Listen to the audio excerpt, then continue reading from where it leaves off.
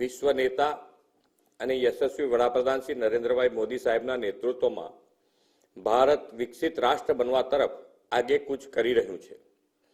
વડાપ્રધાનશ્રીના માર્ગદર્શન પર ચાલીને ગુજરાત પણ વિકસિત ભારતના નિર્માણમાં વિકસિત ગુજરાત દ્વારા અગ્રેસર રહેવા સંકલ્પબદ્ધ છે. વિઝન વિકસિત ગુજરાતનું, મિશન જન કલ્યાણનું ની પ્રતિબદ્ધતા દર્શાવતું બજેટ આજે નાણામંત્રી શ્રી કનુભાઈ દેસાઈએ વિધાનસભામાં રજૂ કર્યું છે. નાગરિકોના માથે કોઈ પણ નવા કરનું ભારણ નાખ્યા વગર રાજ્યના વિકાસની નવી ઊંચાઈઓ સર કરનારું આ વિઝનરી બજેટ છે. વિકસિત ગુજરાત માટે 50,000 કરોડનું વિકસિત ગુજરાત ફંડ સ્થાપવાની જાહેરાતને હું આવકારું છું. વિકસિત ભારત માટે, વિકસિત ગુજરાત અને વિકસિત ગુજરાત માટે 6 રિજિયન ઇકોનોમી પ્લાન તૈયાર કરવાના છીએ. મને જણાવતા ગૌરવ થાય છે કે આ વર્ષનું બજેટ રોડ કનેક્ટિવિટી, ઇન્ફ્રાસ્ટ્રક્ચર, શહેરી વિકાસ, પ્રવાસન, પોષણ જેવા સેક્ટર્સના વિકાસને વેગ આપનારું છે. સમગ્ર રાજ્યમાં વ્યાપક વર્લ્ડ ક્લાસ રોડ નેટવર્કનું માળખું સ્થપાય તે માટે આ બજેટમાં આયોજન કરવામાં આવ્યું છે. નમો શક્તિ એક્સપ્રેસવે સહિત 2 નવા ગ્રીનફિલ્ડ એક્સપ્રેસવે અને 12 નવા હાઈસ્પીડ કોરિડોર વિકસાવવા માટે જાહેરાત કરવામાં આવી છે. તેના કારણે પ્રવાસનને પણ વેગ મળશે. વડાપ્રધાન શ્રી નરેન્દ્રભાઈ મોદીએ ગુજરાતના મુખ્યમંત્રી તરીકે 2005માં શહેરી વિકાસ વર્ષથી રાજ્યના શહેરોને વિકાસની ચેતનાથી ધબકતા કેન્દ્રો બનાવ્યા હતા. હવે તો તેમના વિઝનરી નેતૃત્વમાં ગુજરાત દેશનું ગ્રોથ એન્જિન બન્યું છે અને વર્લ્ડ ક્લાસ સુવિધાઓ સાથે આપણા શહેરો વિશ્વ કક્ષાનો વિકાસ ધરાવતા થયા છે. તેને વધુ વેગ આપવા 2025ના વર્ષને શહેરી વિકાસ વર્ષ તરીકે ઉજવવાનું આપણે નક્કી કર્યું છે.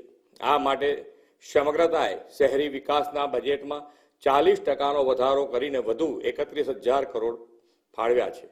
નવી રચાયેલી મહાનગરપાલિકાઓ માટે માળખાકીય વિકાસ સહિતના કામો માટે આ બજેટમાં નાણાકીય જોગવાઈ સુનિશ્ચિત કરવામાં આવી છે.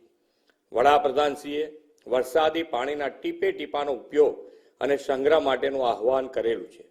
ગુજરાતના શહેરી ક્ષેત્રોમાં જન ભાગીદારીથી કેચ ધ રેઇન અભિયાન શરૂ કરીને ભૂગર્ભ જળ ઊંચા લાવવાની મુહિમ ઉપાડવામાં આવશે. વડાપ્રધાન શ્રી મોદી સાહેબે ગરીબ, યુવા, અન્નદાતા અને નારી શક્તિને વિકસિત ભારતના નિર્માણના 4 મુખ્ય આધાર સ્તંભ કહ્યા છે. આપણે પણ એ 4 વર્ગને બજેટના લાભ પહોંચે તે સુનિશ્ચિત કર્યું છે. આપણી યુવા શક્તિ આર્ટિફિશિયલ ઇન્ટેલિજન્સના યુગમાં વિશ્વ સાથે કદમ મિલાવી શકે તે માટે 7 ટેકનિકલ સંસ્થાઓમાં AI લેબ બનાવવામાં આવશે. સ્ટાર્ટઅપ માટે અનુકૂળ ઇકોસિસ્ટમ ઊભી કરીને સ્ટાર્ટઅપને વેગ આપવા 4 રિજિયનમાં આઈ હબની સ્થાપના કરાશે. નારી શક્તિના સશક્તિકરણ અને આત્મનિર્ભરતા માટે નવી મહત્વપૂર્ણ યોજના સખી સાહસ યોજના આ બજેટમાં લાવ્યા છે. નારી શક્તિ સાથે સાથે આપણી ઉજ્જવળ આવતીકાલ સમા બાળકોના પોષણનો પણ આ બજેટમાં ખ્યાલ રાખવામાં આવ્યો છે. બાળકોને પોષણક્ષમ આહાર આપવા માટે ગત વર્ષના બજેટ કરતાં 25%નો વધારો કરીને 8460 કરોડનું બજેટ ફાળવ્યું છે. દેશની કૃષિ ક્રાંતિનો આધાર કૃષિ ક્ષેત્ર આધુનિક બને અને અન્નદાતા વધુ સક્ષમ બને તે માટે કૃષિ ઉત્પાદન વેલ્યુ એડિશન દ્વારા ખેડૂતોની આવક વધારવા agro processing and process promotion માટે પ્રાધાન્ય કર્યું છે. ગુજરાતમાં મત્સ્ય ઉદ્યોગના સર્વાંગી વિકાસની પ્રતિબદ્ધતા સાથે મત્સ્ય ઉત્પાદન વૃદ્ધિ અને એમ્પ્લોયમેન્ટ જનરેશન માટે એક મહત્વની જોગવાઈ મત્સ્ય ઉદ્યોગ ક્ષેત્રના વિકાસને વેગ આપવા કરવામાં આવી છે. હવે ખેતીની જમીન પર મત્સ્ય ઉછેર માટે એનએની મંજૂરી લેવામાંથી મુક્તિ આપવામાં આવશે. આદરણીય વડાપ્રધાન શ્રી નરેન્દ્રભાઈ મોદીના દિશા દર્શનમાં સમગ્ર દેશ નેશન ફર્સ્ટની ભાવનાથી આગળ વધી રહ્યો છે. ગુજરાતનું આ જનકલ્યાણકારી બજેટ રાજ્યના પ્રત્યેક નાગરિકને એક જ ભાવનાથી વિકસિત ગુજરાતનું નિર્માણ કરવામાં યોગદાન આપવા પ્રેરિત કરશે એવો મને વિશ્વાસ છે.